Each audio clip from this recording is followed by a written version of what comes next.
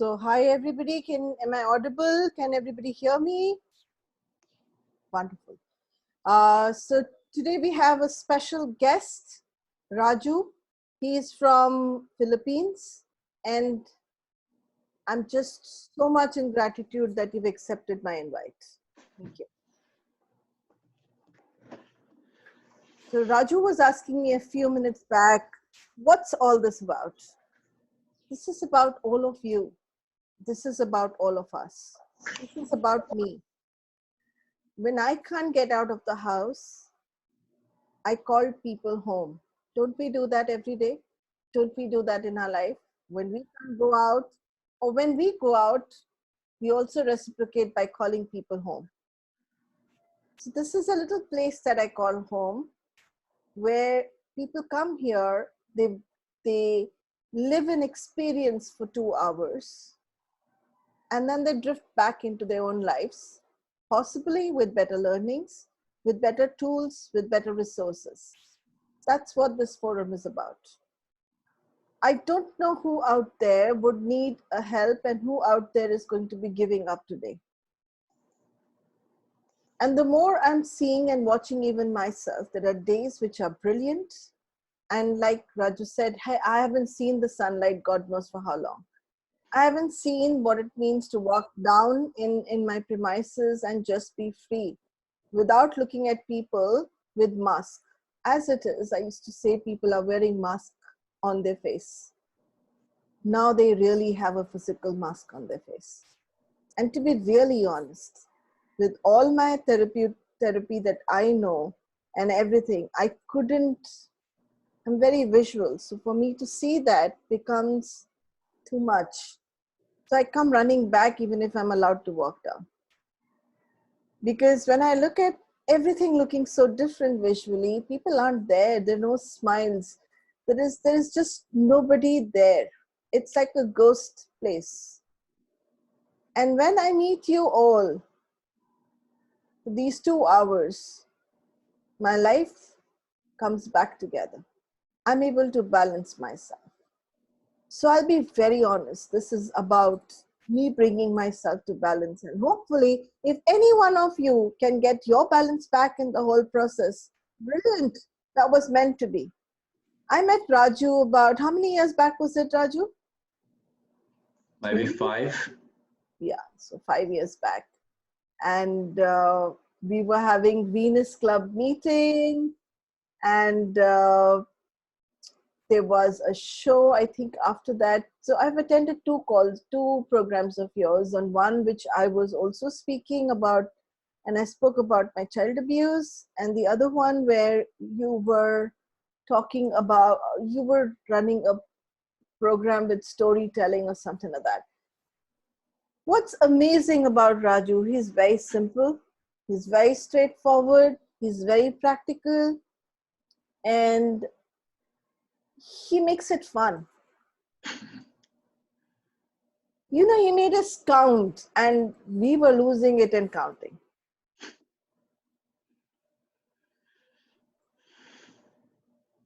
We have these times when we meet brilliant people, and then they walk away from your life, and you never really go back and touch their lives or ask them and say, hi, you know what, you left an impression in my mind.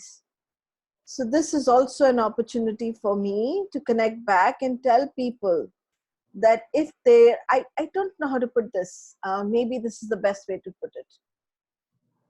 They say that people who are more susceptible to COVID-19 are the ones who have a heart condition, diabetes, and blah, blah, blah. I have a heart condition. So I come in the vulnerable bracket. People think they have all the tomorrows. I've never lived my life ever since I came down with heart attacks. Heart attack, not heart attack, heart attacks, many 3 or 4 years back. I don't even remember when it was. I've lived my life ever since then, that there is no tomorrow, there is today. If I do something and I tell a friend of mine that you mean something to me, it is today, not tomorrow. And yet we spent 5 years not telling each other that you are brilliant, you are amazing, you are thorough with your job, you just outstanding and authentic. And that's why I call you today. Thank you, Raju, for accepting my invite. And yes, please go ahead, take the stage and do what you do the best. Your magic, weave it, create it, and let's have fun. And whatever aid you need, whatever help you need, I'm right here. Thank you. Thank you very much. Thank you very much. Good afternoon, everyone. And I wish I could see your faces. I cannot. I can only see Archana, Armi, and Ashish.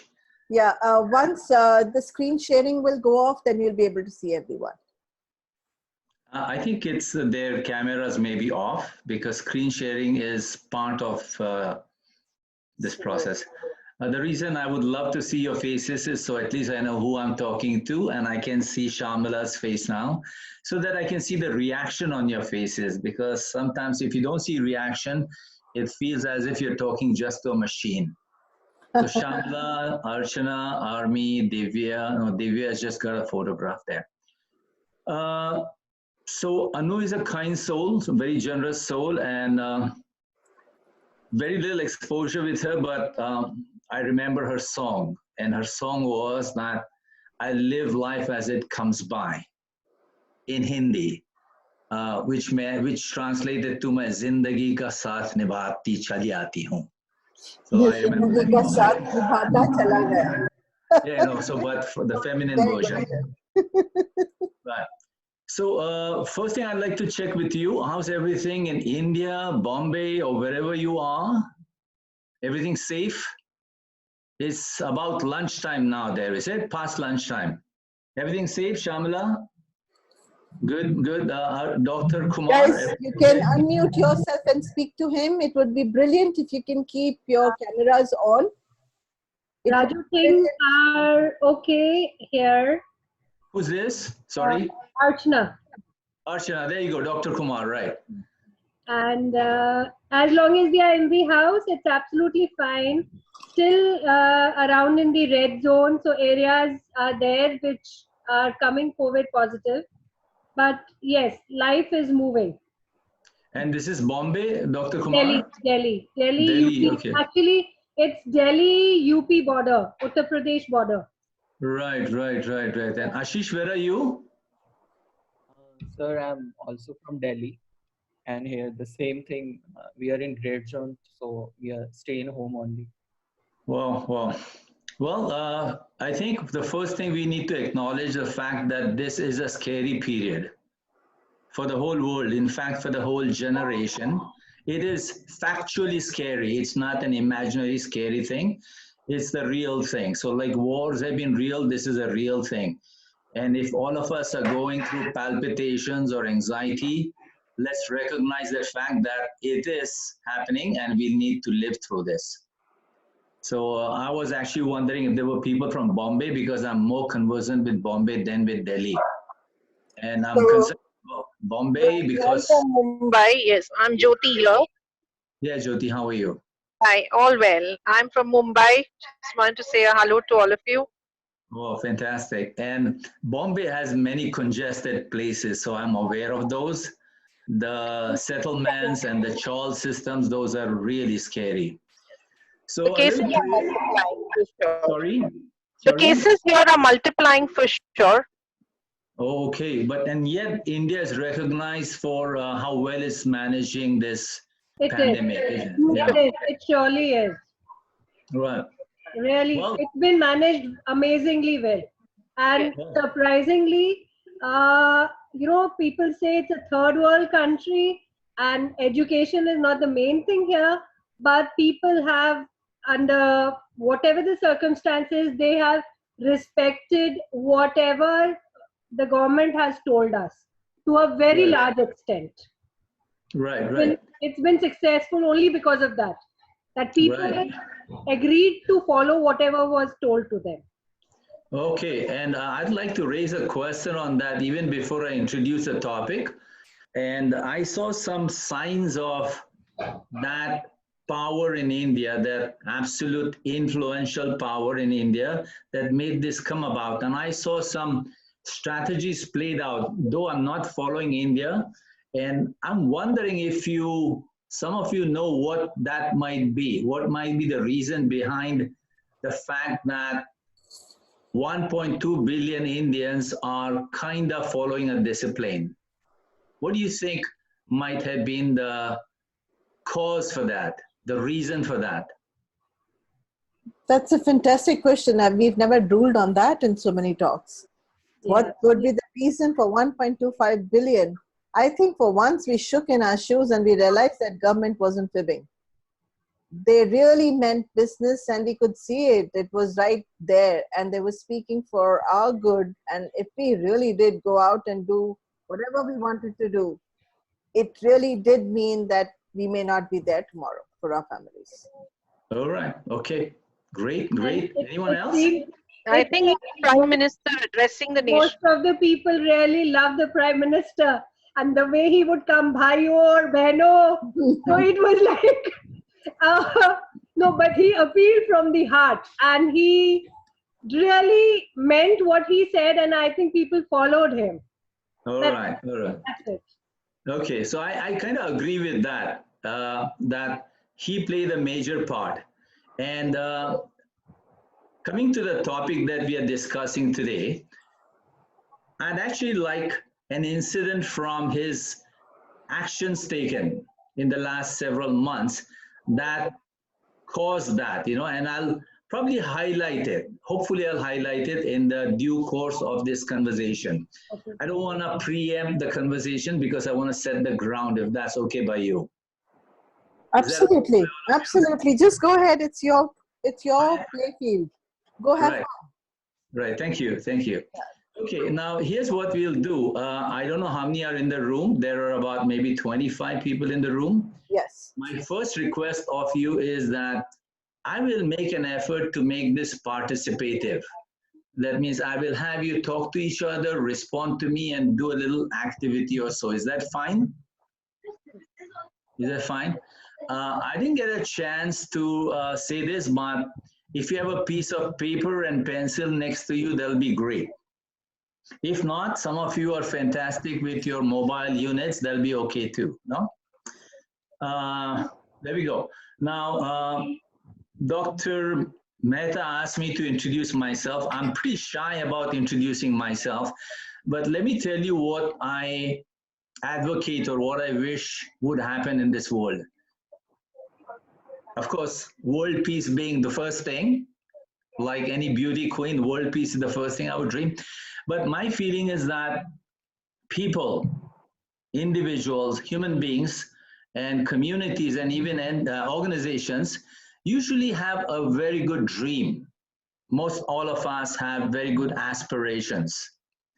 But the journey from where we are to where we want to go usually gets kind of, it gets diverted, it gets infected with something on the way, there are speed bumps, etc.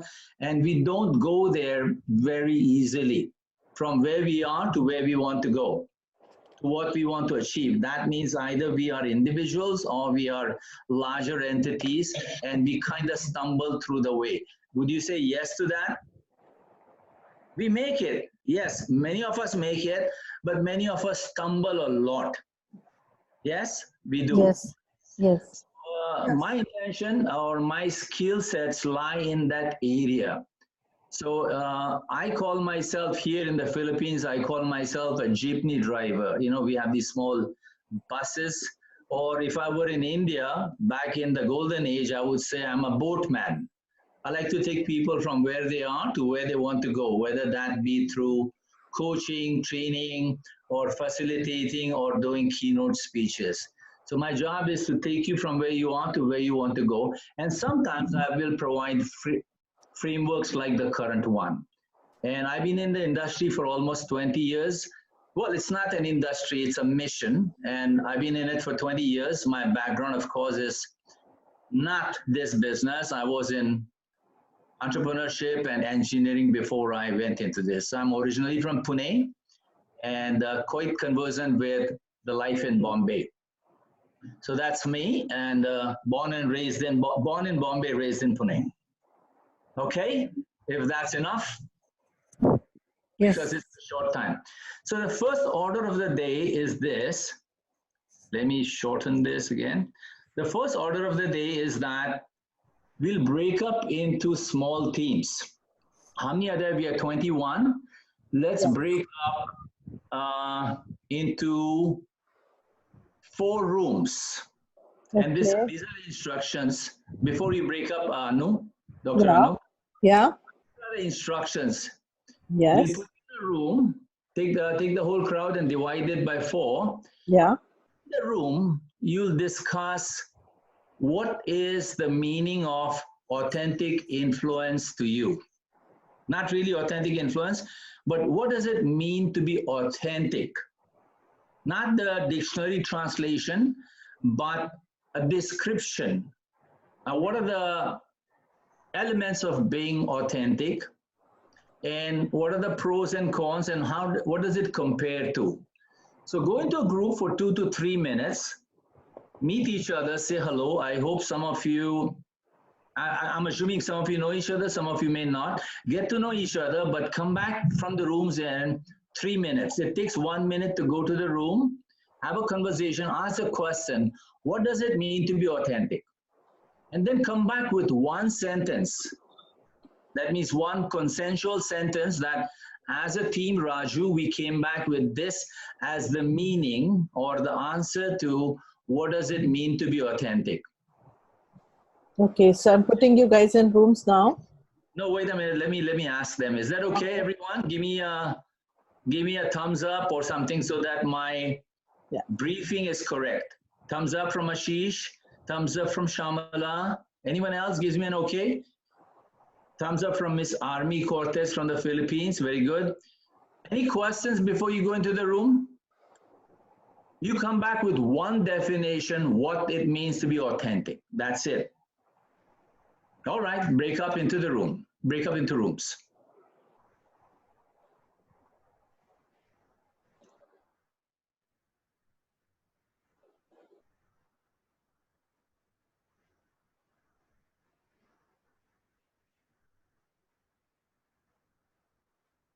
Hi guys. Yeah, so let's discuss this.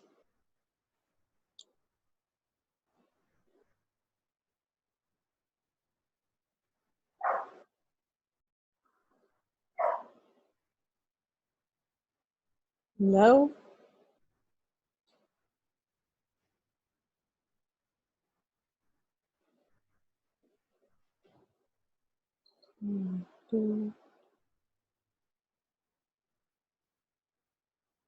So, Rashi, I can see you, Izhar, Lavina, Rahi. Can you please unmute yourself and talk with each other?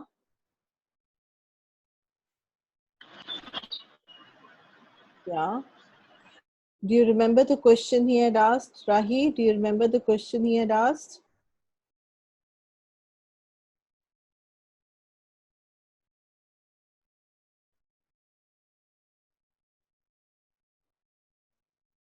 Rahi, do you remember the question he had asked?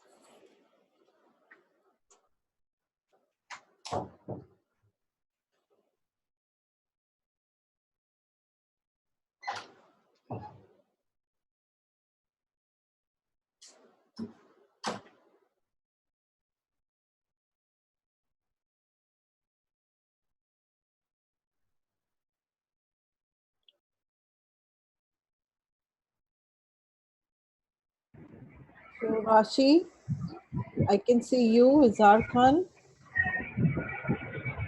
Lavina, and I don't know who this is. Do you have any questions, guys?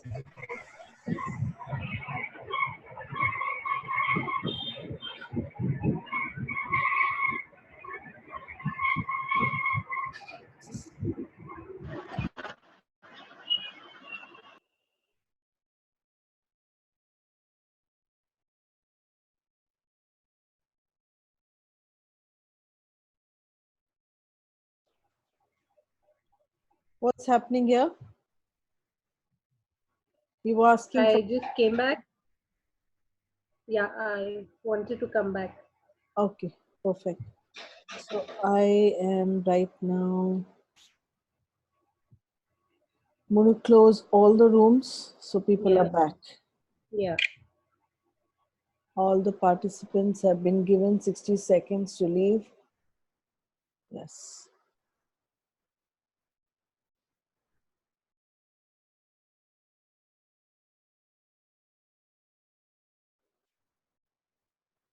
Okay.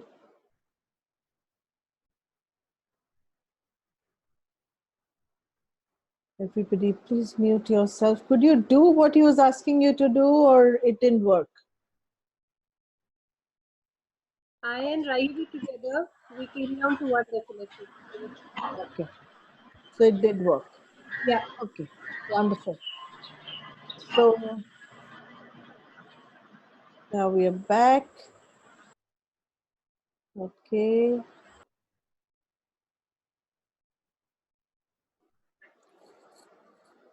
I don't think everyone is back. Let's wait for them. Yeah.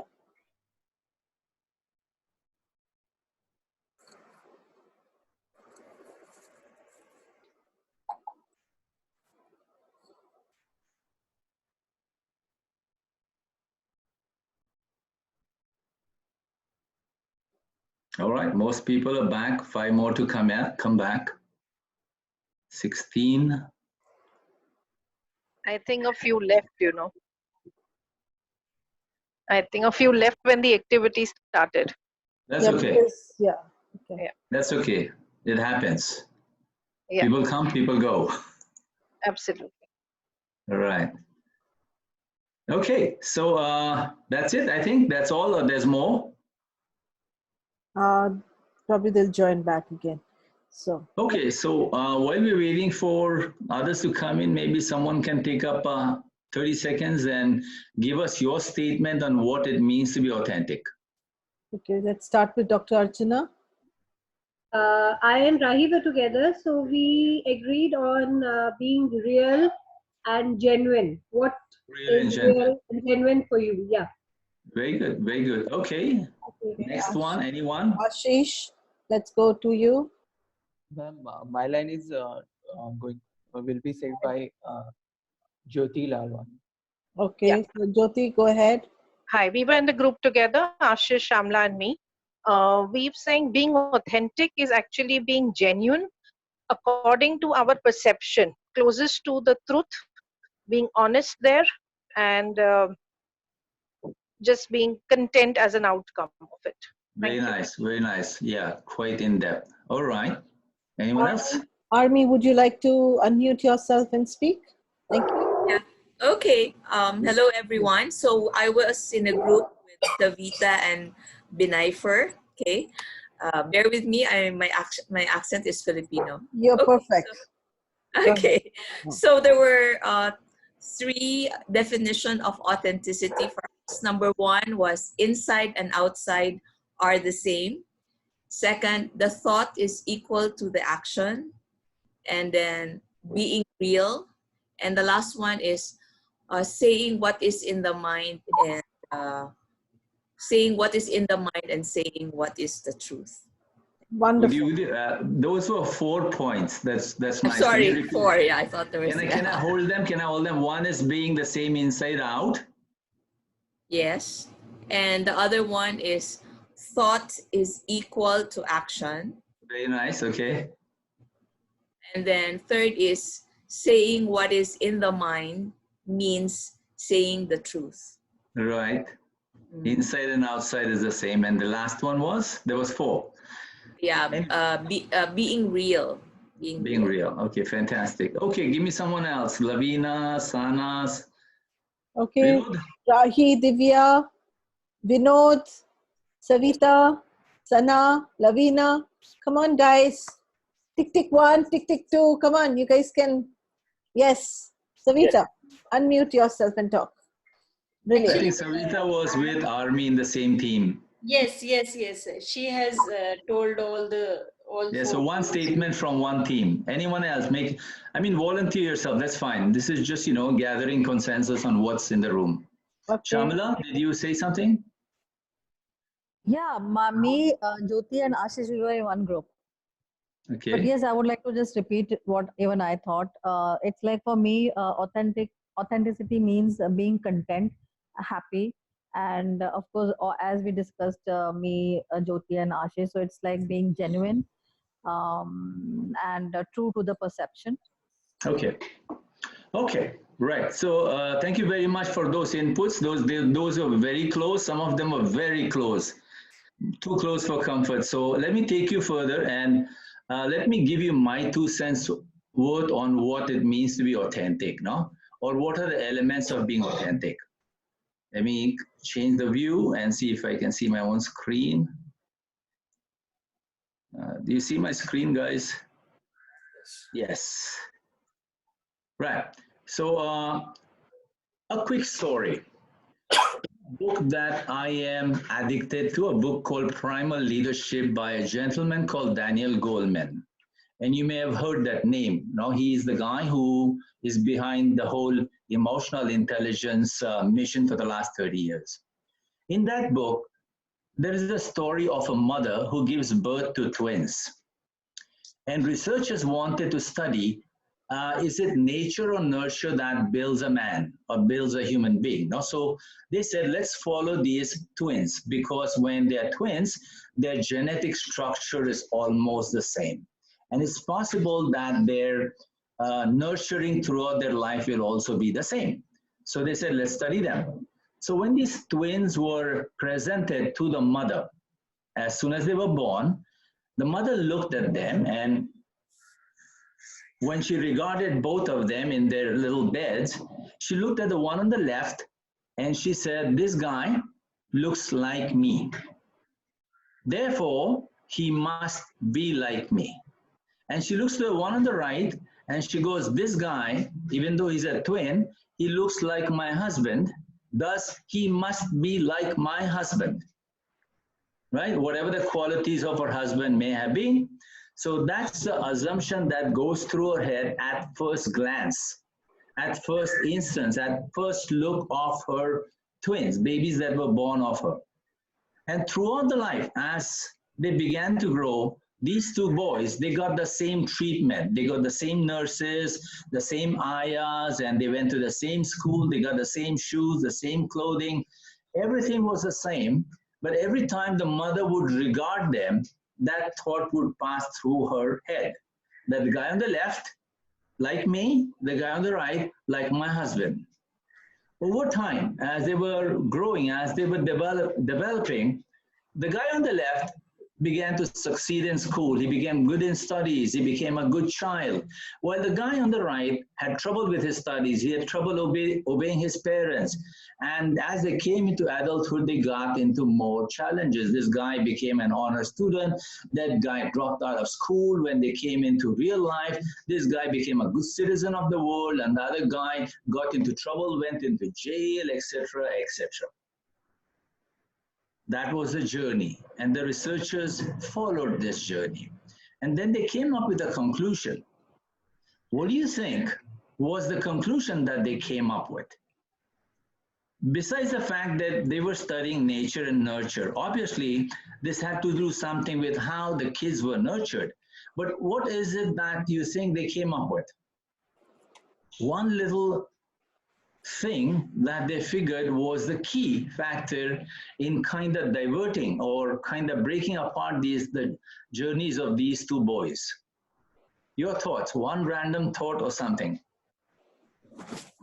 The way they reacted to everything, their attitude, their personality. The way they reacted to everything? Yeah. Can I say? Yeah. Yes, please. Yes, please. You may just raise your hand and just go I've ahead. raised my hand. Yeah, raised my hand. So you tell me. Jyoti, is that you? Yeah? Yes, absolutely. Hello? Right. Yeah. Yeah, Jyoti, go ahead. What I personally feel is that one child felt accepted by the mother from birth, and one child felt rejected, and that's why the behavioral change happened. Right. Okay. Okay. Very good. Very good. Very good. It's the environment that they came in and the vibrations that they got from their mother. Fabulous, That, fabulous, no? Fabulous, right. So you guys are into metaphysics. I can see that many of you have those kind of conversations. Now, I'd like to simplify it. It is the first assumption that we make about people. The moment we regard them for the very first time. So you meet strangers, you meet colleagues at work, and you meet someone who may become your friend or becomes part of your community. And when you glance at them for the first time, there is something that occurs inside of you. It is very difficult to change that assumption.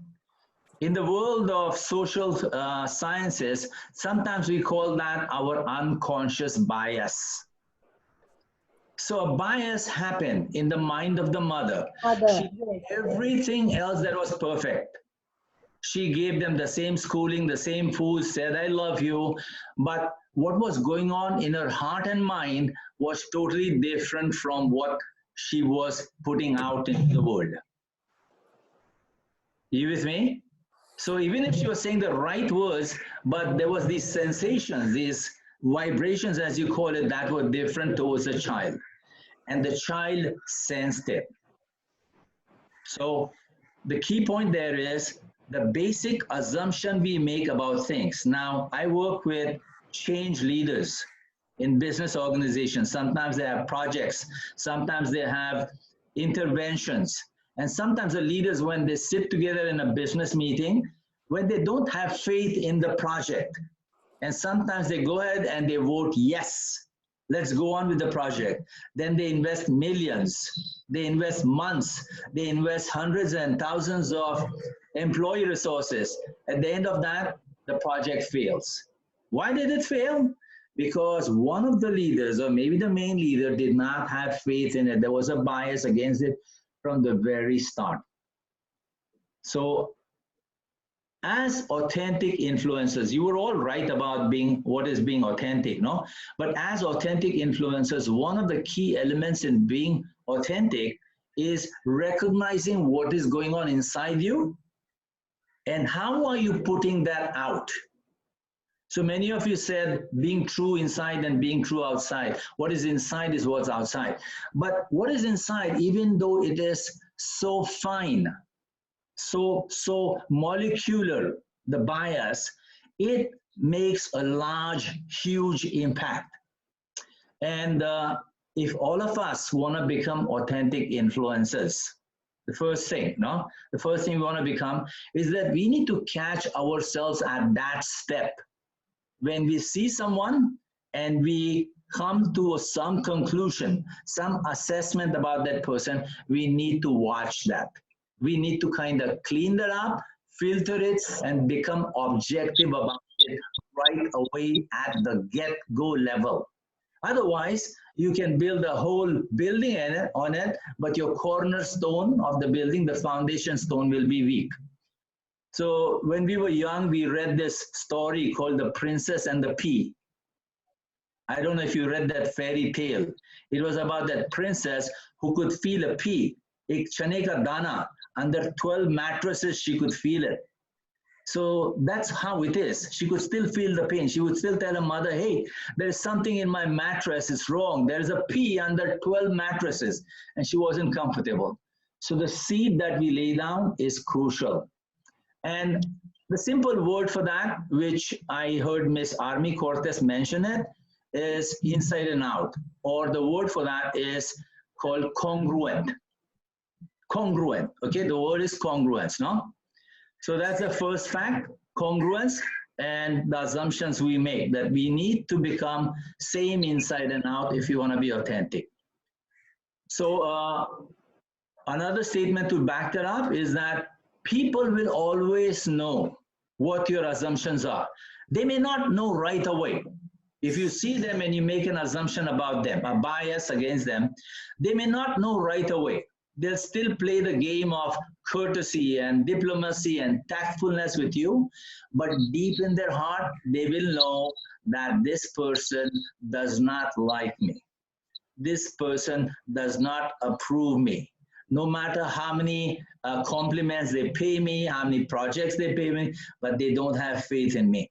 And they will react from that basic assumption that me.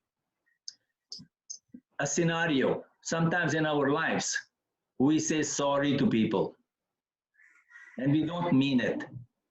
Do they know? Absolutely, right? When someone says sorry to us and we know they don't mean it, do we know? Absolutely, but we still go on playing the game. So removing that aspect from our behavior will bring us towards increased authenticity, right? And let's remember it as congruence. Fine? Yeah, so maybe that's a little note I would like you to put down, because in the end we'll integrate all this substance. So congruence. Is that good for you? Give me a thumbs up. Great. Now I'm going to take you to a story from Pune. Anyone from Pune in the room? There is Gently Dr. Manorama, who's, I don't know. Yes. From Pune? Right Okay. from Pune. Yes. So it used to be called Pune back in the day. And so I went to a school called the Sardar Dastur Hojang Boys High School, a Parsi school. And of course, all of you in the room know what Parsis are all about. They are about Humata Hukata. Humata Hukata is good thoughts and good deeds. Good thoughts, good deeds, and good actions. Humata, Hukata, and Vrashta. No? So I had this teacher, not this teacher, well, this school was a pretty rowdy one, really mean, rowdy one. Back in the day, now it's supposed to be a good school. And every class would have about 40 to 50 boys. It was a boys' school. It was a hardcore boys' school back in the 60s and 70s. We wore khaki clothes like the policemen. And we would break benches and windows, and it looked like an army barrack. That's the kind of school it was back in the time I went to school. There were all kinds of teachers in that school, some very successful ones, some very effective ones, and some not. Amongst them, there was this one tall Parsi gentleman. His name was Dinshaw Irani. And when he used to walk the corridors of the room, everyone would bow down and say, "Good morning, sir," to him. And he would remember everyone's name and say hello to everyone. So the boys were Mawalis in everyone's class except the class of D.N. Irani, Dinshaw Irani. Except anytime his class, it was wonderful. The rest of the other 7 periods in the class was chaos. It was thunderstorm and typhoon all the time. And there were times when the teachers, other teachers couldn't handle a class. They would say, "Jao, Dr. D.N. Irani ko bula ke lao." And the moment they would say that, when they couldn't handle a class of boys, the class would begin to settle down. This guy, tall, elegant, quiet gentleman, a bit like Clint Eastwood, if you know who I mean, no? He would walk slowly into the class, khaki pants, blue shirt, and Bata sandals. He would walk in, and the moment he would enter the class, the boys, all 45 Mawalis, would settle down. And he would say, "What are you guys doing? Do you have no shame? Go back to doing what you were doing." 3 things he would say, that's all. And then he would leave. And after that, the class would settle down for days. Now, over the years, when I began to study leadership, I began to study influence, I began to study the neurosciences, I used to wonder, like, what was it about D.N. Irani? He never picked up a stick. He never started the school. He never screamed or shouted at us. Those days, teachers would bring a cane to school or hold you by the ear. He did nothing of that. And why is it that a class or a whole school would kind of respect his presence and his word, even though they were simple? That's my question to you. What do you think was so special about D.N. Irani?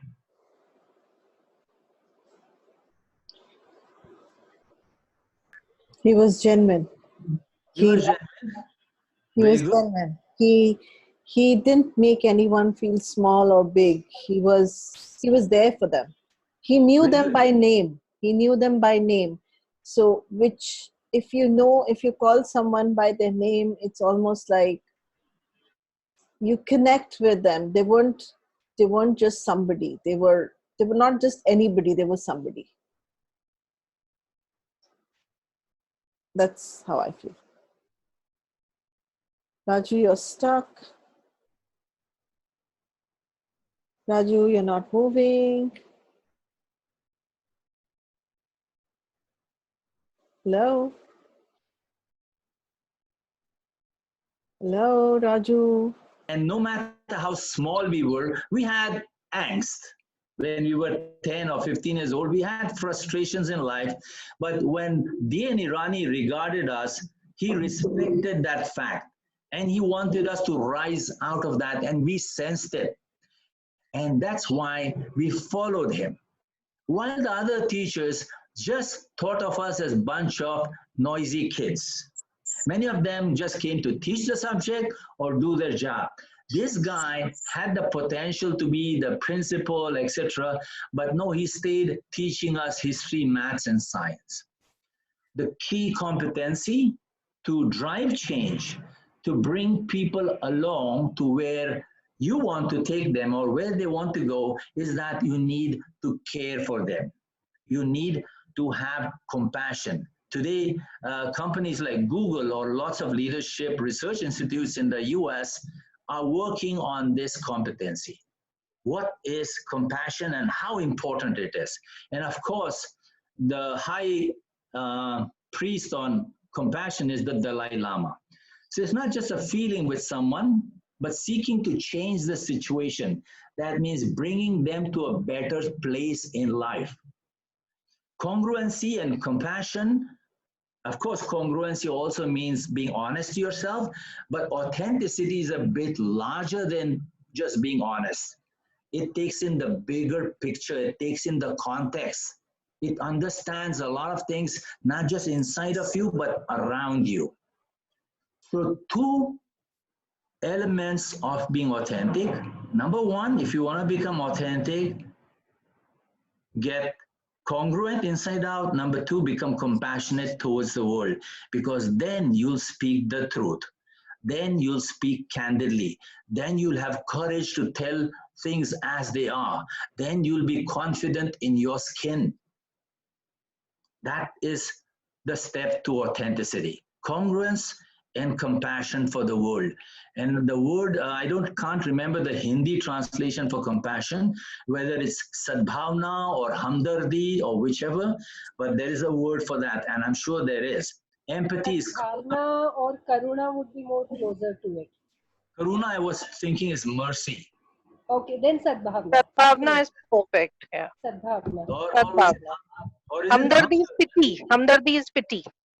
Hamdardi is pity. Oh, that's sympathy. Okay. Sadbhavna is perfect. Yeah, sympathy, that means, yeah. Very good.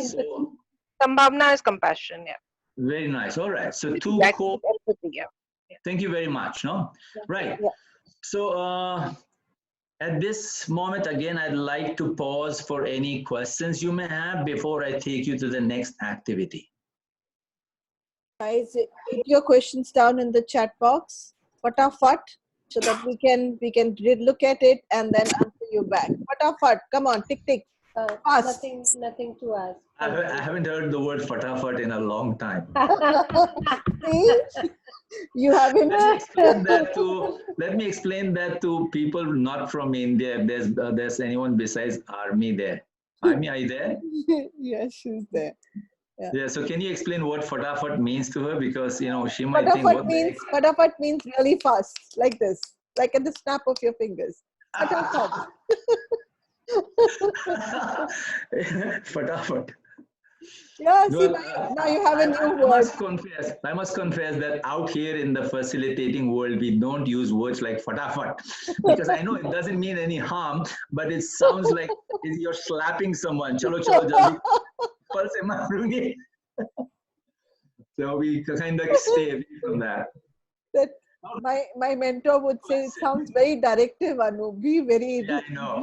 So if there's no question, let me take you to the next activity, if I may. Yeah, sure. All right, you may give me a round of applause if that was clear. It has to be a noiseless applause like this. This is applause. ये तालियां ऐसे बजाते हैं. Yeah, very good. Thank you very much. There you go. Thank you. Yeah. Good. So clear. Two core elements. Number one, congruence. Number two, compassion. Well, compassion, big picture. Okay, so courage and candidness, etc., will fall into that place. All right. Now, about you becoming influential, about you bringing about change inside of you, you becoming more authentic. I'm not saying you're not authentic. Authenticity is an everyday struggle, by the way. It's not like I took a seminar on authenticity or aaj se main authentic. No, you can't. Authentic is something you need to do every day, like you get up and brush your teeth every morning. You need to brush up your spirits, your mentality, your psyche, to clean it up and make it more authentic. That means, is my behavior congruent? Is my behavior coming from compassion? What am I doing? Am I doing it in the correct way? Is it a clean thing that I'm doing? So on this piece of paper, maybe I'd like you to, not maybe, may I request you to please do some reflection, some introspection, and write down 2 or 3 sentences about that. Like you may write, I, Vinod Chawla, would like to enhance my personal authenticity by doing more of this. Whatever habit you may be thinking of, any behavior you may be thinking of. So may I request you to please write that down and take a minute or 2 for that, 2 minutes for that, please. Yes? Thumbs up so I know that my message got across. Thank you very much. I only see Dr. Kumar and Lalwani and Jyoti Lalwani and Vinod Chawla. Where are the rest of the people? Let's see. Let's expand the view. Oh, I see Ashish, I see Shamala, I see Armi, I see Dr. Jain. Dr. Rashi Jain. Bombay or what part of the world?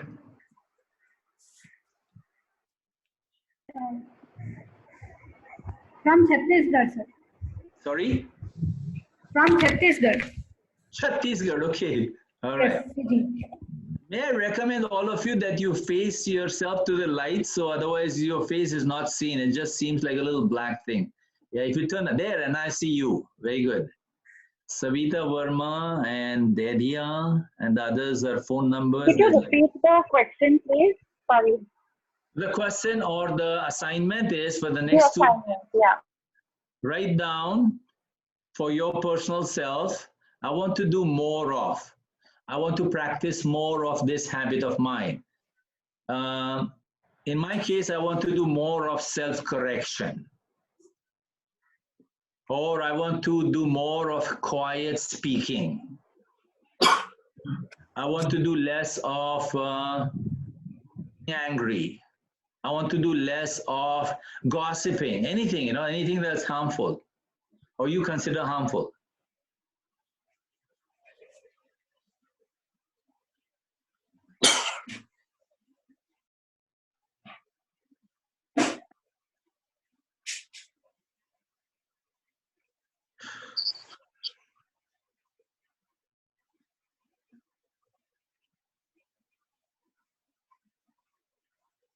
There, I see you, Dr. Jain. Thank you.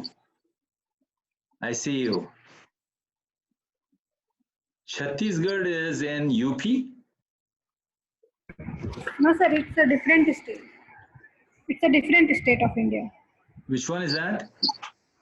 First it's a part of MP. Now it's completely a separated state. Yeah, what's the name? Chhattisgarh, CG. All right.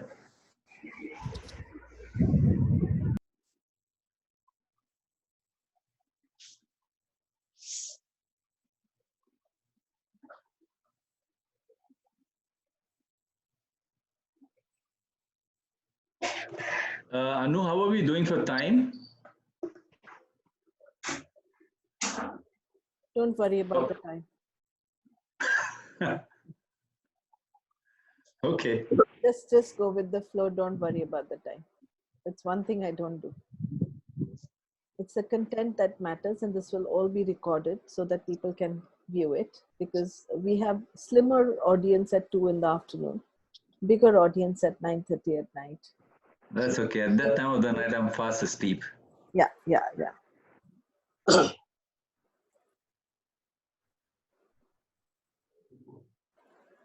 Okay.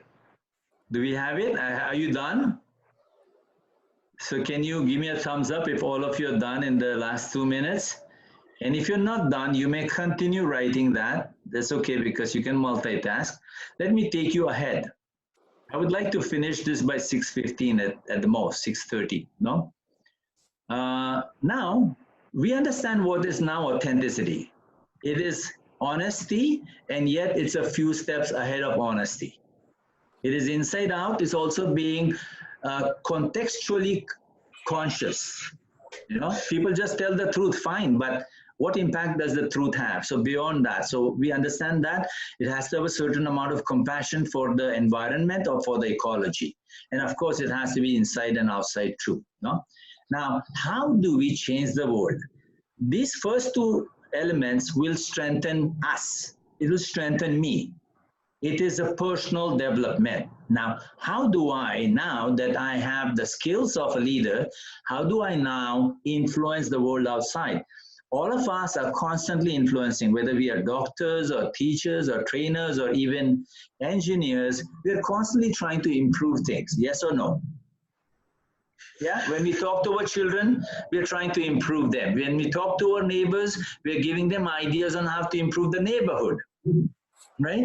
When we respond to a survey or something, we are always offering something of value. That is someone's aspiration all the time. We are constantly aspiring to improve things around us. We are striving for it.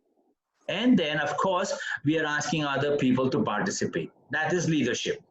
So 3 enablers to that habit of being influential. Leadership and influence is just one and the same thing. All leaders do is influence the world. Mandela, Gandhi, Modi, you know, all 3 of them start with the letter M. That's amazing, no? So all 3 of them are doing that, constantly changing the world. And all of us, in fact, not just the 3 of them, but all of us. So three enablers. 3 enablers. Number 1, clarity. Clarity. मैं कौन हूं? Who am I? What is my identity? What do I need? What do I want? What do I want out of my life? What do I want out of this project? What do I want out of this participation? So who am I? What do I want? Right? So clarity of thought, clarity of identity, and what do I want to achieve? How do I live out what is inside of me? Absolute clarity.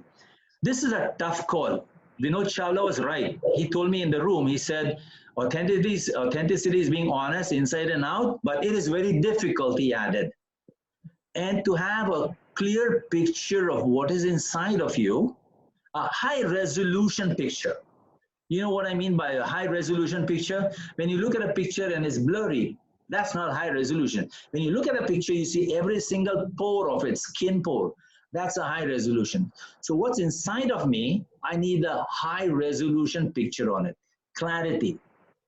That should be very clear. Who am I? What do I want to achieve as a leader? Small leader, family leader, what do I want to achieve? Where do I want to take my family of 5? Absolute clarity about that, no? And that clarity needs to be expressed. Because if it's inside of you, you're not being influential. You're improving yourself. You're becoming a lot more authentic, but when you want to go out, when you want to talk to 5 people, or 50 people, or 500 people, or 1.3 billion people, you need clarity in what was inside of you. So the picture that is inside of you, you need to move it out constantly. And the great leaders of the world, they have been able to express themselves well. I'm going to give you a quick scenario. Just before I opened up this Zoom meeting, I was looking at a video clip of Obama, and I admire that man. Very expressive, very clear. Please everybody mute themselves. Please everybody mute themselves. Please everybody mute themselves. Thank you. Continue. Thank you. Thank you. So I was watching Obama and I admired that man. So I don't want to cite Obama as a leader who expresses or articulates. Obama, in his second campaign, when he ran for president the second time, he hired Bill Clinton as his chief explanation officer. That means any law that he was passing, any move that he was making, he wanted someone to explain that to the rest of the country. And he hired Bill Clinton. He put Bill Clinton on a salary and he said, can you be my CEO, my chief explanation officer? So if I have something called the Obama bill, can you please go out into the world and explain it to them clearly? So as a leader, as whatever the size of my leadership role might be, I need to explain that clearly. If I don't, people won't understand. People will not follow, no? And I have raised a family, I must tell you, and I raised a family for 30 years now. My boys and children, my 2 boys and girls are pretty big. But there were times, I must tell you, that I was not clear of what I wanted from them. And it took me several decades to fix that.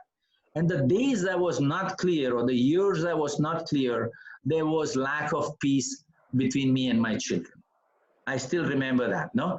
And sometimes we still have memories of that. But then over time, you can change and correct that. So this here is a quick representation of how we communicate. Right now, here, I am making all efforts to be very clear.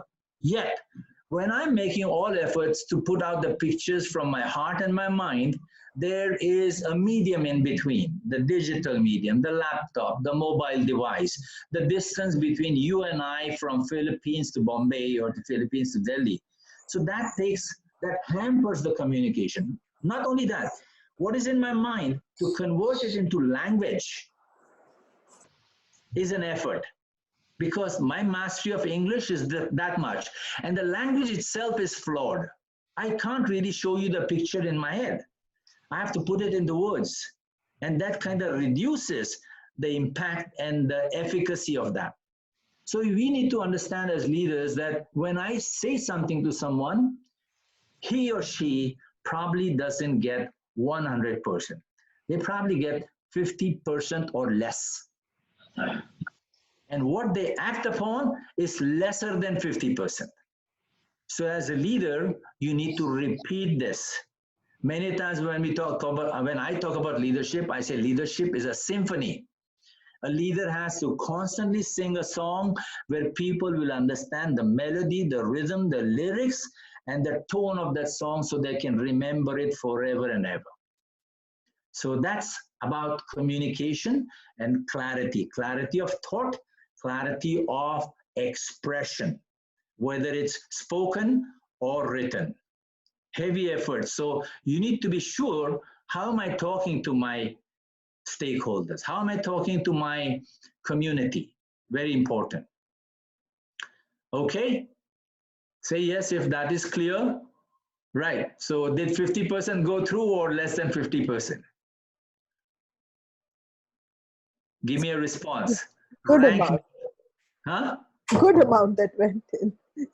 More than 50%. If I score more than 50%, I think that's good. Yeah, it's more than 50%.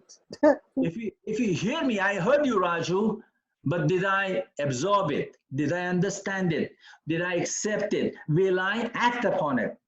Only when you act upon it, that is a measure of my efficiency.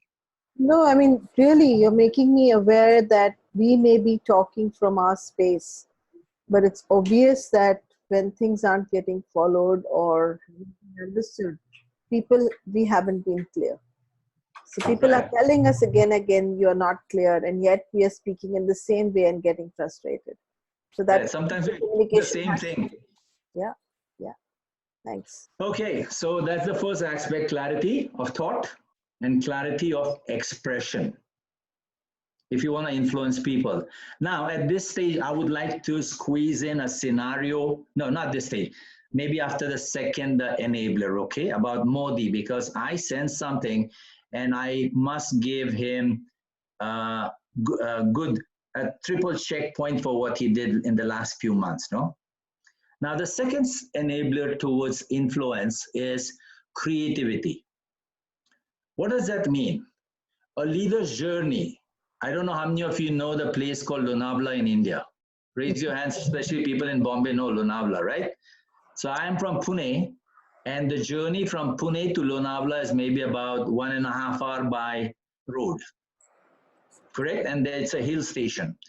So a leader who is in Pune and he wants to bring his followers to Lonavala hill station, right? He needs to have a clear image of where he wants to take his people, correct? That's his vision. He wants to take them to the hilltop of Lonavala. It's a beautiful hilltop. There are flowers, there are birds, there's great weather, and the soil is fantastic, the food is fantastic, and people feel happy. So that's a vision, correct? So now the leader has to create a journey from where he is to where he wants to take them. Now, the journey from Pune to Lonavala it's not a straight road. There's left and right, and there's traffic, and there's mud holes and potholes, and there's valleys, and there's bumps, and there's checkpoints, and there's 100 things, etc. on the road. So a creative leader needs to find out what is the best way to go there. That means if you want to bring your people from one place to another, you must have a creative strategy. कैसे ले जाऊंगा मैं इनको? इस मुल्क को मैं कैसे सुधारूंगा? इस माहौल को मैं कैसे सुधारूंगा? So you need to have a specific game plan, and that game plan cannot be the same one you use again and again. If you look at the history, life story of Mandela, he changed his strategy scores of times in the 30 or 40 years that he was changing the world. All businesses, especially today, right now, every leader has to come up with something so amazingly creative that they've never done anything like that in the past. So that's the second one. And let me give you an example on this strategy, a story on how to work with people. Am I still good? Am I still clear? Absolutely, yes, yes. Fantastic, fantastic. No? A quick story from my part of the world. I live in Metro Manila, Philippines, and Philippines is 7,000 islands. And Metro Manila is the biggest city. It's the most crowded city. It probably holds half the population of the country. But on the eastern border of Metro Manila, it's almost like Bombay, but Bombay has no east. That's it. Or the west is the ocean, the east is land, right? So on the eastern part of Bombay or Metro Manila, there's a hill range, like the Sayadris. And this hill range is called Sierra Madre, mountains. They're not mountains, they're just hills, but people call them mountains because Filipinos are all small people, so everything looks pretty big to them. So hills become mountains in the Philippines. On these hills, there are indigenous tribes who live only 25 kilometers away from the city, but they live as if they've never entered the city. They live by the river, they live off the river, they live for the river. That means they wash, drink, eat, feed off the river, and they live amongst them. So, and there are tens and thousands of them that live there. And no matter how much the community or the world, the modern world tries to bring them into society, into mainstream society, they refuse. They prefer staying there. And lots of NGOs, lots of social organizations, lots of scientists have tried to bring them in. They said, let's go work with them. But these people, they're known as Dumagats, they refuse. They said, we don't want your world, we don't want to participate. Don't bother us, don't interfere, do not intervene. Yet in 2010, a bunch of kids from a very popular school in the Philippines, they said, we are going to go and do a research on the Dumagats. And their professors warned them, they said, don't bother. Don't worry, they are something that people have tried to change for the last 100 years and they refuse. But the kids were adamant and they said, we'll go. Here's what they did. 3 of them they went to them, Dumagats, and instead of taking survey papers and microphones and stuff like that to take notes and to talk to them, they bought 6 old-fashioned cameras. In 2010, you could still buy them. Now you can't buy them because everyone uses a mobile phone. They took these 6 units, went to them, and they told these indigenous people that, by the way, we don't want to interview you, we don't want to interfere in your life, but here are cameras. Can you just please take pictures of yourself? Here's how to take the pictures. We'll come back next week and we'll process those pictures for you. So they went back, and the Dumagats thought that's not intrusive, that's not interfering, and they took pictures. Next week, these kids went back, they took the rolls out of the film, put new rolls in the film, processed it, came back 1 week later, repeated the process 1, 2, 3, 4, 5 weeks later. Every time these kids would go to these people in the mountains, they would be happy to see the kids. They would feed the kids, they would give them their chutney bhakar or their ordinary rice and fish meal. And then these kids became a part and parcel of their community. Soon the Dumagats began to talk about their culture, about their heritage, about why they love the water, about why they hate the city, and what they think the future should be, how eco-conscious the future should be. No? And so at the end of about 6 or 8 weeks, they began to open up to each other, and the Dumagats said, yes, now that you have so many pictures and stories of us, you may please go and do what you want to do with them. So they granted them permission out of their own free will. So the kids wrote a research paper. That research paper in the year 2010 became the best research paper in that university. A year later, that research paper was considered the second best in Asia. And the kids went to Singapore to get awarded.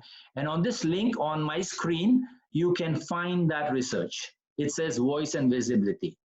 Now, the question about influencing. Was that strategy creative? Yes or no? That approach, wasn't that amazing? It was amazing, yeah. Yeah. In India, that would be called Zara Hatke Tha. Zara sa hatke tha, huh? And in the Philippines, we call it Angat Saiba. Auron se alag. Angat Saiba. So my point there, as an influencer, as a leader, kindly don't use the same toolbox that you use for everything.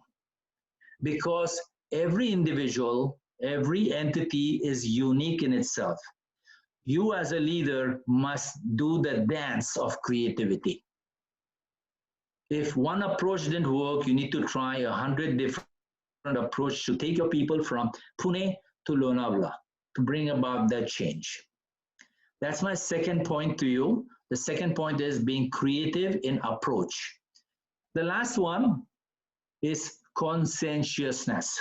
Not just consciousness, but consciousness, conscientiousness of action, of consistency, towards, let me see this, of commitment, towards ecology, and towards systemic relationships. Iska matlab kya hua? This means that if I want to bring about a change in the life of those people who live by the river, and if I bring about a change, what will be the long-term impact? What will be the systemic impact to other communities, right? Will it be beneficial to them long-term? When I bring in these 100,000 people from the fringes of society into the society, what will be the impact on the society? Understand? So as a leader, you need to think through that. Not just what is in front of you, but what is behind you, what is unseen, what is unexperienced. You need to spend time. You need to let your hair become gray thinking that through. No?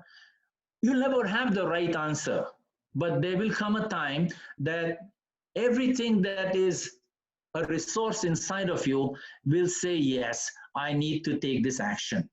And most all of you are conversant with the 18th chapter of the Gita about taking action. Are you?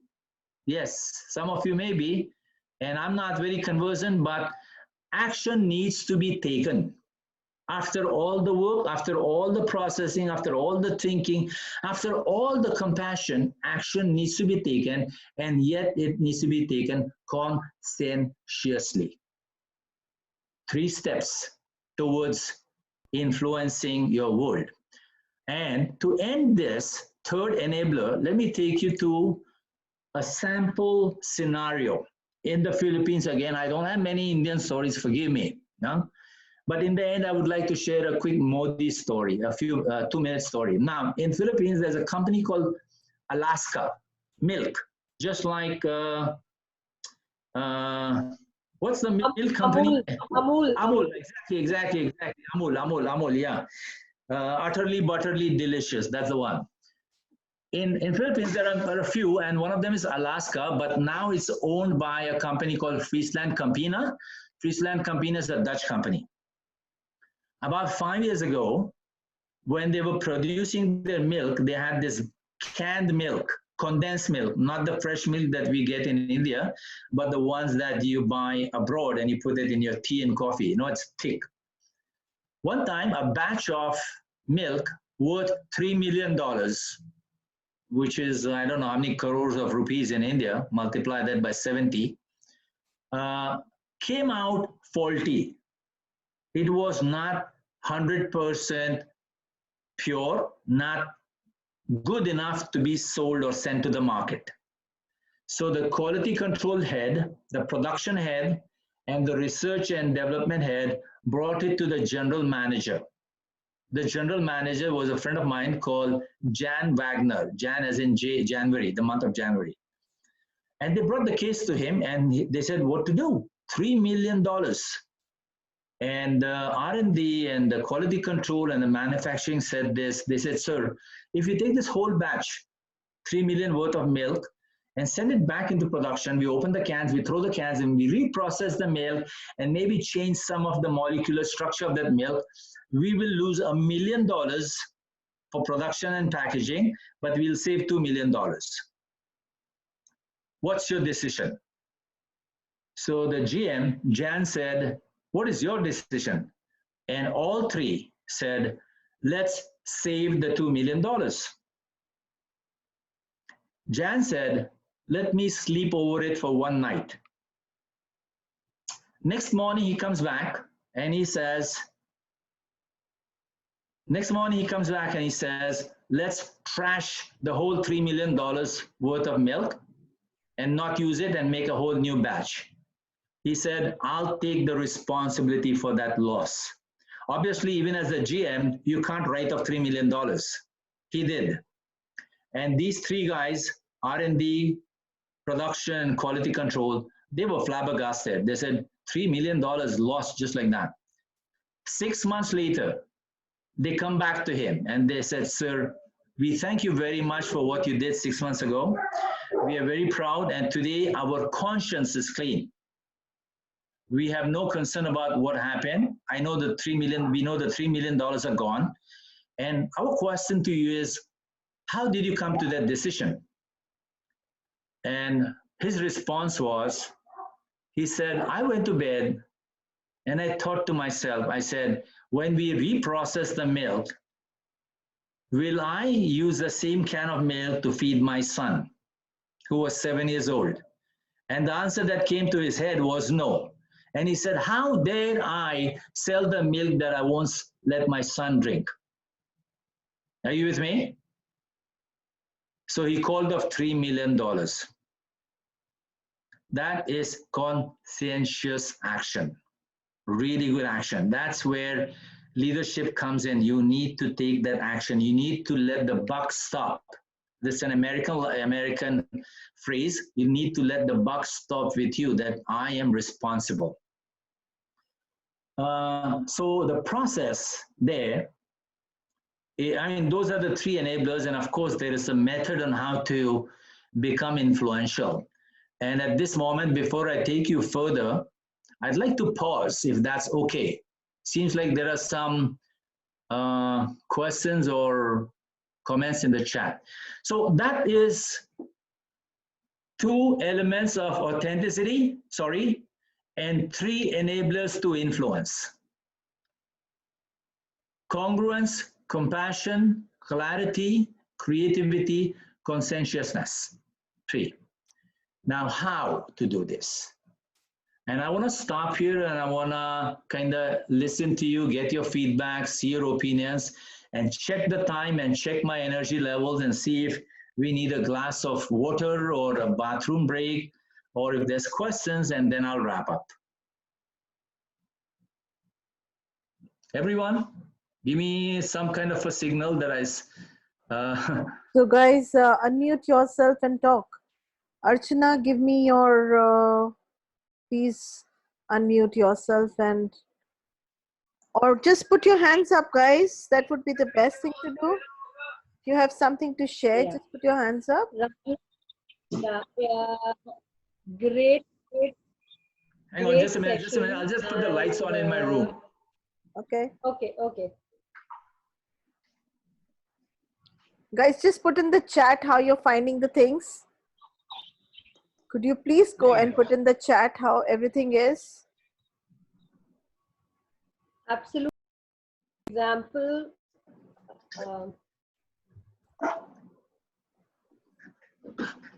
All good. People are saying all good. Okay. All right, so there are 13 people left. Seems like half the class left. That's all right. So it's 6 p.m. and there is a framework on how to do this. There's a toolbox, and the toolbox comes from one of my books. I've written 5 books, and 4 of them are available in India. So this is a bit of a plug. Sorry about that. And in the book called The Heart of the Close, there is a method on how to influence people. I'm going to run through this a bit more quickly than what I did in the paradigm part of it, in the principle part of it, in the concept part of it, and then open up the room for a little more activity. Is that okay? Yes. Do you realize that now that we are on the internet, it's much harder to run a workshop now, because now you need to talk a bit more. You need to be sitting in one place for 90 minutes or 2 hours, and you keep putting on weight, etc. It's terrible, isn't it? At least in a classroom, you sat around, you drank water, you moved, and you chatted with people, you came close to people. Now you can't do that. So any questions in the chat box, Anu? There are only comments saying it's superb, it's amazing, it's awesome, all good, wow, superb.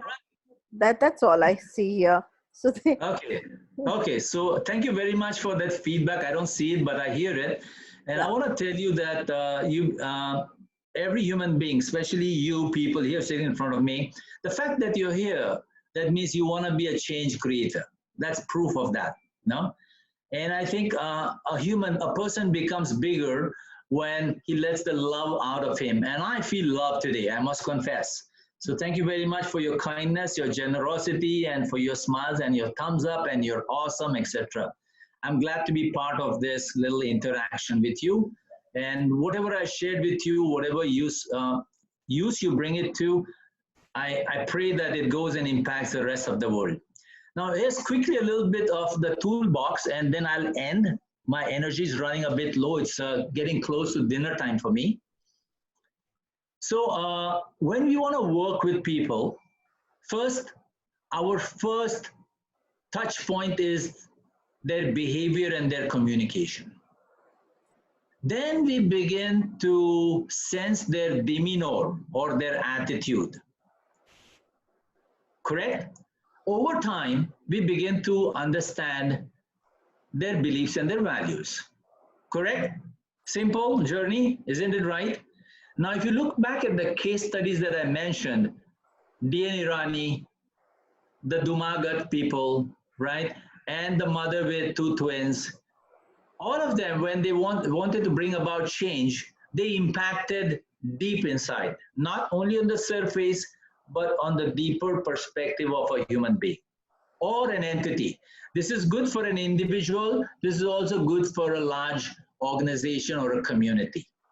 That's the first step. And in that step, you must offer them trust. I know some of you mentioned trust.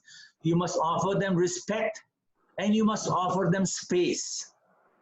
You must offer them space because people move according to their needs, according to their resources. So you must give them a different time and a different space.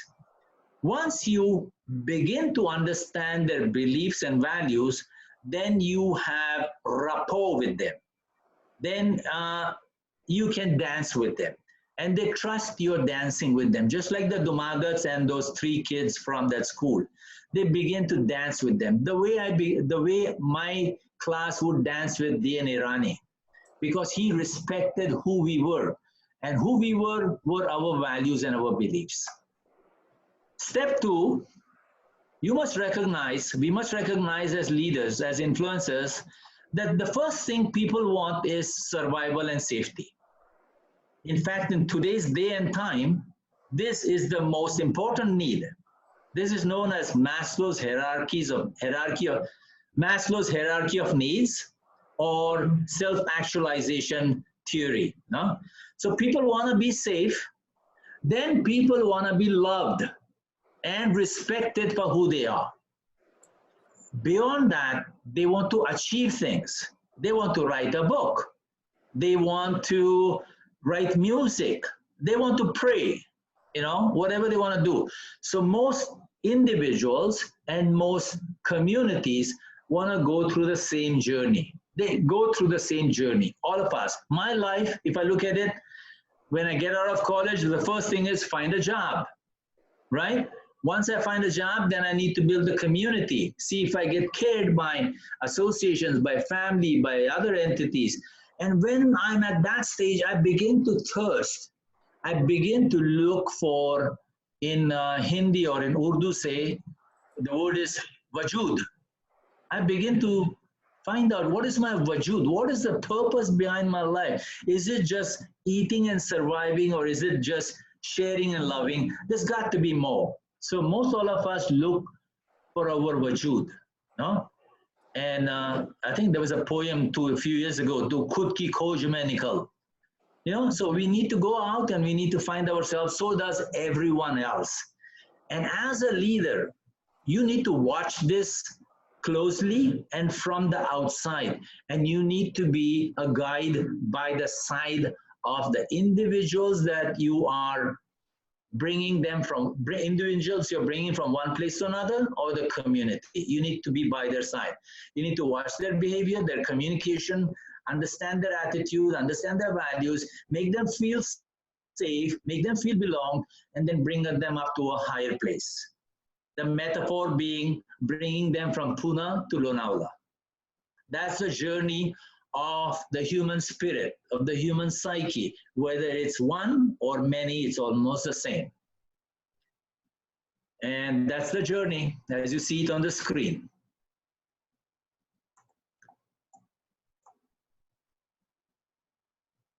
So that's the essence of it. And I'm gonna stop this. There is another process to this on how to sit across people and do it. And I'm gonna skip this because time has gone by. And you can always tap into some of my blogs or some of my video blogs. And of course, my books in Bombay, they're just a few $100.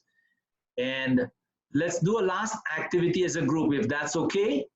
But before we do that, any questions, any comments on the sharing or any scenario testing you want to do? Dr. Jain, Dr. Kumar, so many doctors in this room.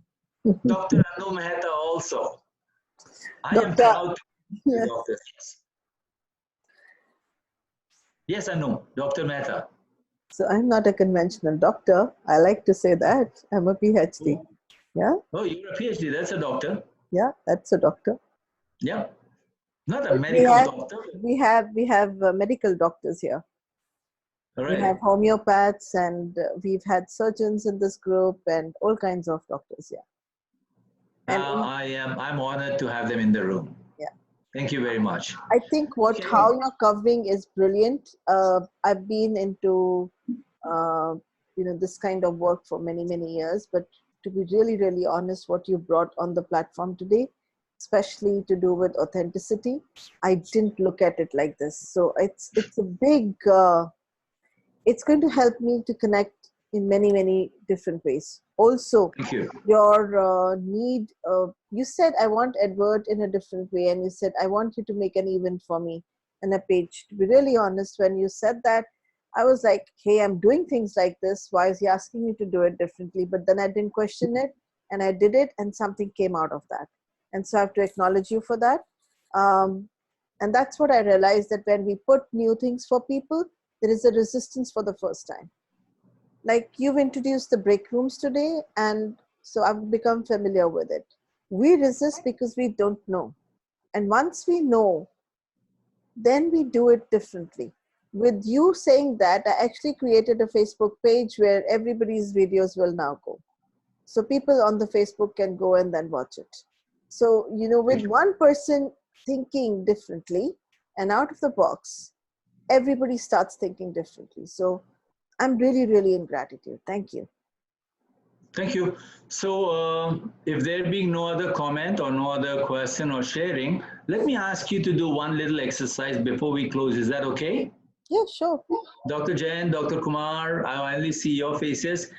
Abhi, is bar, break the whole class into 2 people to a room. No, don't yet. Let me finish giving instructions.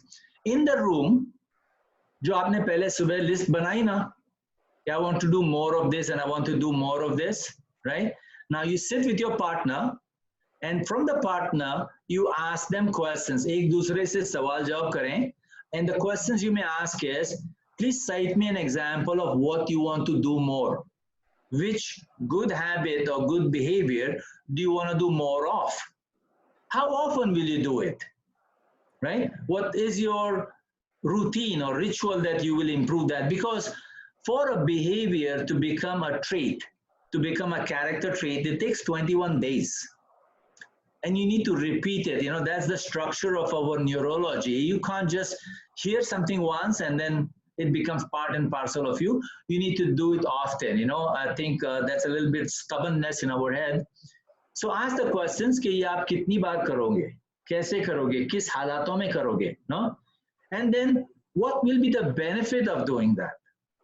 After you change that habit of yours, what will be the long-term benefit? Can you paint me a picture that if you change your behavior with your children, with your spouse, with your partner in life, how will it benefit you? With your colleagues at work, with your community, how will it benefit you? No? And so spend 5 minutes, then come back, and then this will be your chance to talk and my chance to sit back and listen. Is that okay? May I please request that of you? So Anu, break the whole group into, maybe, let me see how many people are attending. There are 13 people, so break it into 6 rooms. Okay. Right. Thank you, everyone. I'm here. I'll be watching you. I don't know what room I'll end up in. Okay.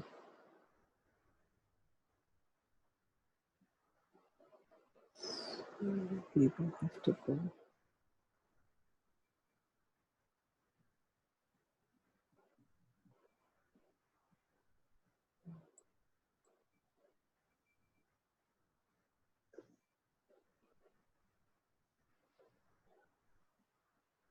Okay.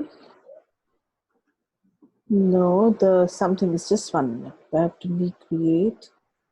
We need 6 rooms, right? 6 rooms, that's correct. That's right.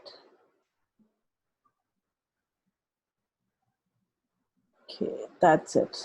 Done. I'm just opening up, yes. That's so.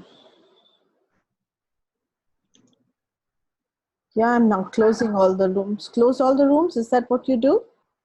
No. The host is inviting, and yeah, I think it's done. Yeah.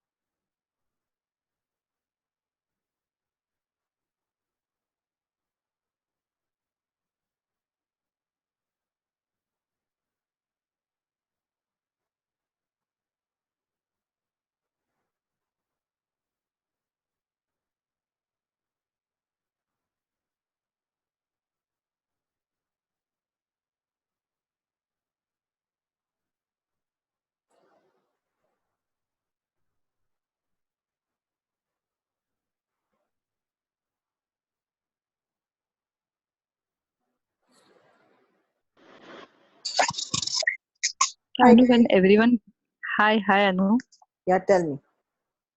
when everyone comes back, I would like to ask a question. I couldn't ask a question because my net just conked off. Yeah, my net conked off. My net is running right now on my phone. It's in a bad Oh, place. Yeah. Otherwise, you won't be having a session right now. So there are internet problems in the morning. Don't worry. Let everybody come back and then you can ask the question. no problem. Wonderful. So I think people are just not used to the room sharing and technology. We haven't briefed them. So with everything else going on, it's becoming even more. Okay, let's see. See that? We learned it with a drop of a hat. Very good. That's exactly what it is. Good. So Rahi wants to ask, Dr. Rahi wants to ask you a question. Okay. May I? I can't hear you, Raju. That's I think you're muted. Please unmute yourself. Yes. You're muted, Raju. You're muted. Now. How's that now? Can you hear me now? Yes. Let everyone come back to the room, Okay. and yes. then let's have a 1 minute of silence. Is that okay? Yeah. We can kind of immerse in what the conversations we just had.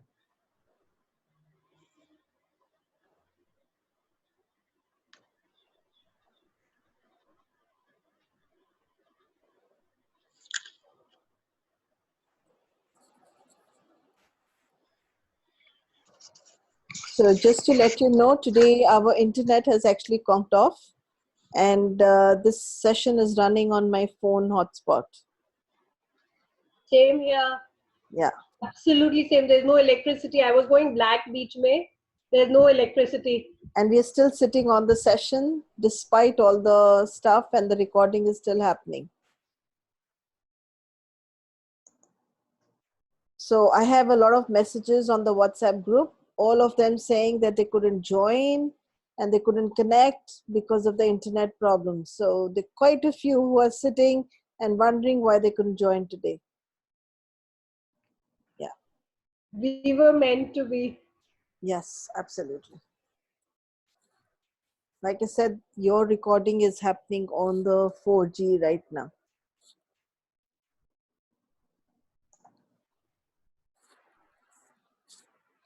Are you recording on the cloud or on your computer? On my computer. You'll get an email from Zoom, and you can share it with me. I will be making YouTube and sending it to you. So don't worry. And I will be sharing it with you. There's a straight link from Zoom, which is of a higher resolution. Right. And if I get that, I will send it to you. But just saying that I've been recording and putting everything for everyone within less than few hours. Yeah. So just. Okay, no problem. Thank you. I appreciate that. Yeah. Who is White Wizards? What is White Wizards? Binaifer Chakraborty. Yeah, that's me. You'll know her in a little while. Can I see the face? All I see is a little logo. Oh, she's a very pretty girl. तेरा दीन ईमान ना खराब हो जाए राजू, इसलिए हमने ढक के रखा हुआ है. Binaifer में रहने दो, I am here. जब पर्दा उठेगा तो मजा आएगा. Yeah, I've put my video on. Oh, you can see it. See her now. Where is it? I don't see it. अरे बिनाइफर घूंघट. I'm here. My video is on. नहीं, we can't see you. My video is on. I can see myself. Yeah, but we can't see. Yeah, but we just see your logo. Binaifa, shakal dikha. Wait 1 minute. I'll just switch off my video and switch on again. Guys, the videos are really in a sad place today because of the internet connection. I think throughout India is really bad today. So like I said, ये recording is happening. It's Allah rakha because internet तो बंद पड़ा है मेरा. And this program is going on. That's also a big deal because internet is not. Can you see me now? Because I can see. Binay, I'm only wishing that I can see you, but I don't see you yet. Oh God. Actually, Okay. yeah, like Anu's right, the net, because even I got a message from my Geo that my data is over for the day. So I really don't know what is happening. And Yeah, I hardly used it. I think, Okay. Ridiculous. yeah, we'll just keep it Okay. like this. And because she's going to be doing card reading for us and you also in a little while. I don't So, want any card reading done. I thank you very much. okay, I no would problem. like to run for dinner time. It's getting to be 7 here, and I just No like to problem. close this and thank this, and No problem. maybe As some you other like. time. Maybe Sure, some other time. sure, Yeah. sure. Yeah. Everyone's back in the room. Yes. Okay, go ahead, Rahi. Where are you, Rahi? Rahi's Yes. from my hometown. The question is. Yes. May I ask just now? Yes, please go ahead. Yes, I wanted to ask regarding the intention which the mother had given the other twin. Can we undo that intention which had a drastic effect on the kid? All right, very good. So everyone got the question that can we undo the damage that we do unconsciously or consciously? Can we undo the damage? And Vinod Chawla was right in the very beginning in the room. He said, very difficult, he said very difficult. So from certain schools of psychological research mention this, that they say that for every single negative word or expression or behavior, if you want to undo the damage of that, you need to do a positive behavior a minimum of 3 times. That was about 20 years ago. Currently, I just happened to browse through something. You need to undo damage 10 times. That means if you hurt someone, consciously or unconsciously, and then you realize that, hey, I hurt someone. Now, if you want to make amends, you will need to nurse that wound at least 10 times. There are no guarantees that that wound will be healed. If it gets healed, there will always be a scar.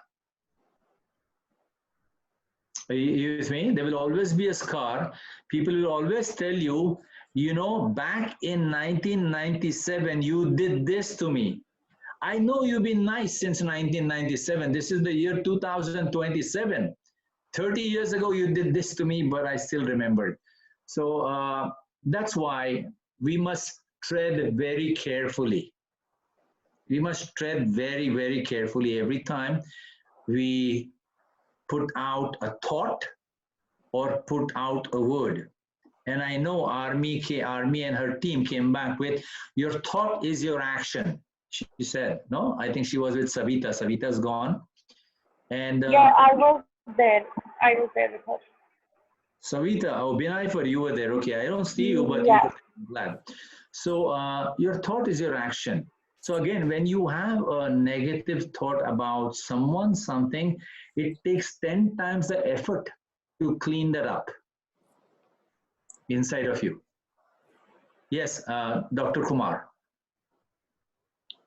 Raju, absolutely agreed that the intent, whatever put, takes 10 time. But like in the mother's case also, and even dealing personally when we are there as human beings, if there is a negative thought or like even for the mother, it was not a negative thought that came.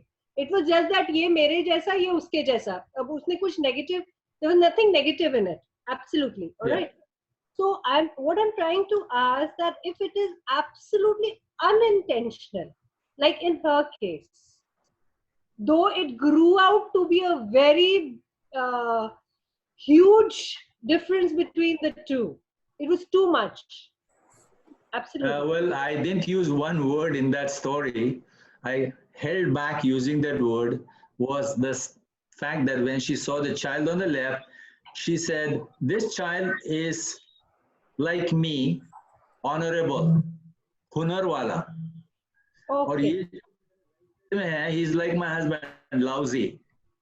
So you understand. So I didn't use that word just to be cautious, but what I'm saying is that, of course, she didn't regard her husband in a spouse, not really a husband. It could be in any way. Anyone. So yeah, so that's the point. I just removed it just to be a bit soft around that corner. But what if So yeah, things are unintentional? That's what I'm trying to ask. what I'm saying is that it's unconscious sometimes. Sometimes you don't know it. Your cognitive mind, your neocortex is not aware that your whole system is feeling that. And then awareness, now many of you are probably meditators, I am sure, because knowing Anu Mehta. So when you sit in that quiet moment, you can cleanse that. But it takes a lot of effort. I must say that, no? I think let's close with that question. I'm sure there'll be a lot of things to discuss. So at this moment, I'd like to thank you very much, all of you. God bless you in India. I miss the Indian food. I was telling Rahi is going to cook puran poli and chutney for me when I go to Pune next time. And I would like to eat in Delhi. I would like sarson da saag and what's most welcome, Raju. Anytime. the name of that roti? What's the name? Sarson ka saag Sarson or ka saag te matki di roti. Makki di roti, that's it. Cornbread and spinach. That's it. Very good. So maybe someday in Delhi and someday in Pune. Sure. All right. Anytime. Most welcome. So namaskar and have a great evening. And I'm going for dinner. Thank you. Bon appetit. I'm sure you're very hungry. Have fun. Thank you so much. Thank you. Adios. Thank God you, bless. Raju. Thank you, God Anu. bless. God bless. Thank God bless. Thank you so much. Thank you. Thank you. Bye. Bye. Bye, Bye. Vinod. Bye. Ashish. Yeah. Bye, Dr. Yes, Sid. Anu. Thank you. Thank you. Bye. Thank you. Okay. Okay. Hi. So, Binayfer, why don't you do cards for the people who are here? Yes. Yes. So you give me the We are name. 9 of I don't know us. why my video is not there, but I'm really sorry. Look, At least you can hear me. Look, don't be sorry. I mean, the program is still running. I don't have an internet connection. It I was swear. meant to go like this. And you know what's interesting? We'll talk about it later. Okay. What's interesting is not important right now. Let's do start with Rahi. Let's do for all 9 people. Yeah? Okay. You have an opportunity, might as well. Rahi, please Rahi, show me your any face. questions? No, Rahi, no question. No question, Okay. Binayfer. Can I see your face? Yeah. Okay.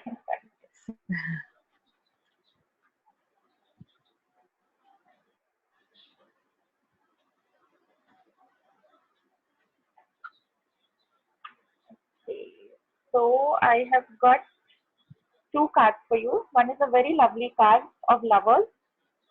And if there is any issue happening, any relationship issue happening right now in your life, it is going to get sorted in a very beautiful way. Okay. With whoever it is, could Okay. be a friend, husband, daughter, son, whoever. And the second one is right now there is a phase in your life, or a phase in your life will come where you will be more of the giver than the receiver. So accept this now, Yes. because this is the time for you to give, and then there will be a time for you to receive. So right now be in this flow of giving, and there will obviously be receiving as well later. Okay. Thank you, Binayfer. Thank you. Wonderful. Let's go to the next person, Ashish. Ashish, any Yeah. question? Yes, ma'am. My question is related to my love life. Okay. Boo. You want to ask something, or just straight I'll just pick up, or you want to be a little more specific? No, just pick up and tell what's like. Nowadays, there are lots of fight going on.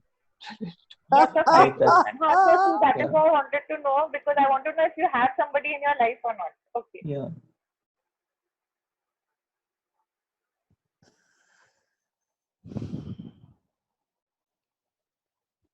हंसी भी नहीं आती कोशिश करता हूँ मैं She's blushing, actually. Sorry, this should go in the recording. Ashish, sorry, माफ कर दो. It's okay, ma'am. तो लंबा हो जाएगा इतनी खींचूंगी तो. Yeah. Okay. So Ashish, I've got all reverse cards. And what I'm getting is if it is a problem of you being away or too much in work, either of the partners, I'm not talking only about you. So either it could be her that is too busy with work and not paying attention to each other. So is that the case? Yes, this is the case. Yeah. Okay. So you need to actually spend more time, at least quality time, even if it is maybe 5 minutes a day, and keep money out of the discussion, at least presently. Okay. So yeah, because what I'm getting again is some money talks are coming up, like what are you doing about yourself? What are you doing about yourself? So again, there the issues are coming up. So is Okay. that also coming up, the money issues? No, it's not about money that much.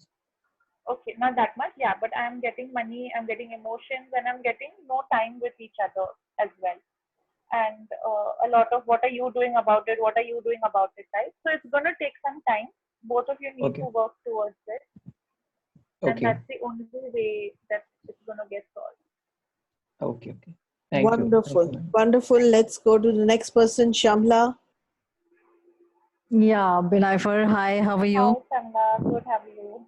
I'm great too. Even I do angel card reading. I did my angel therapy from Charles Virtue long back. Yeah, so I just love them. I love the angel cards, all the angel cards. Okay, so my question, I don't have a specific question as such, but a general reading. Say, for example, my relationship with my husband. If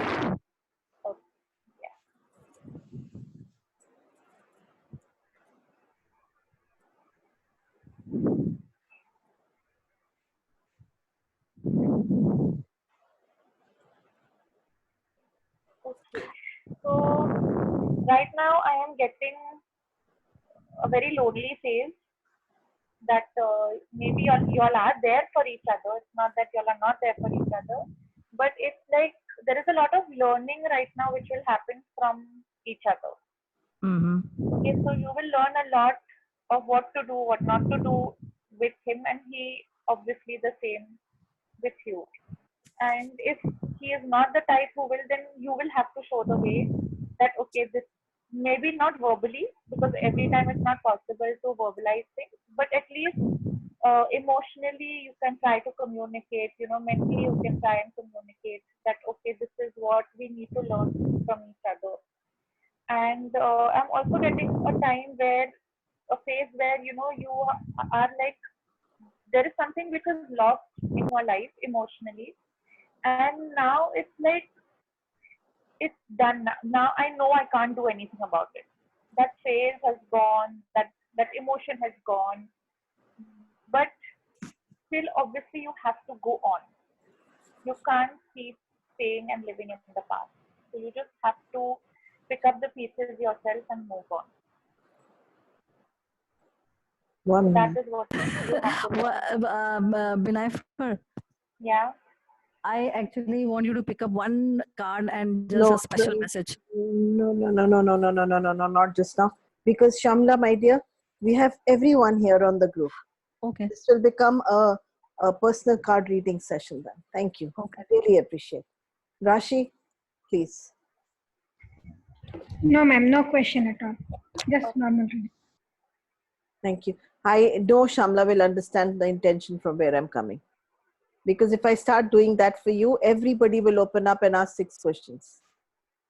No, just a special message. That's it. The last message. She's given you the message. You have to continue. And you have already understood what to do. Okay. Yeah? We'll see if at the end we have time. I will ask her to. No, thank you. Yeah. Okay. So Rashi, for you, I've picked up 2 cards. and you have a lot of inner strength, and you can work upon that. You can work with yourself a lot to achieve the strength that you want to achieve. And right now, for you also is a time to be a giver. Be very giving with not only money, but with your time and with your love. That is very important. You need to share that and you need to give that, of course, to people. So yeah, that's the message for you. Thank you. Wonderful. Thank you so much. Let's go to Vinod. Vinod, And any questions? at the end, Binaifer, we will pick up a message starting with Shamla for her. Yeah. And yeah, so that it doesn't become a personal reading kind of a session. Yeah. Okay. Vinod. Can we see your face, please, Vinod?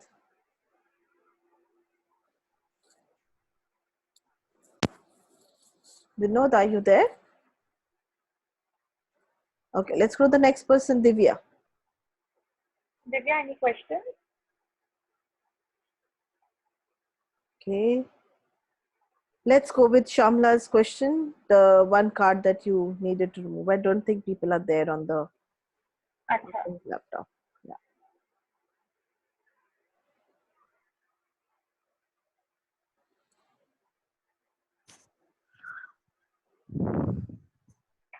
Okay.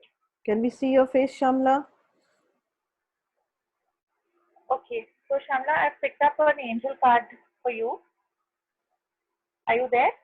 Yes. Okay. She's not responded, so I thought, is she there or is she left? Shamla, can you please respond to her? Yes, I'm there. Yeah. Okay. So I picked up an angel card for you. It's Archangel Raguel, and he's saying, notice your reoccurring physical and emotional feelings as they signify divine guidance. Now, this was a reverse card, which shows that you're not doing it. So you need to follow your emotional feelings, your physical needs. You know what to do. It's just that somewhere something is stopping you, and the angels are telling you the same thing, that you know what to do. So just go ahead. Okay. Thank you. That is the divine guidance for you. Thank you. Thank you, Shamla, and I apologize if I came out strongly.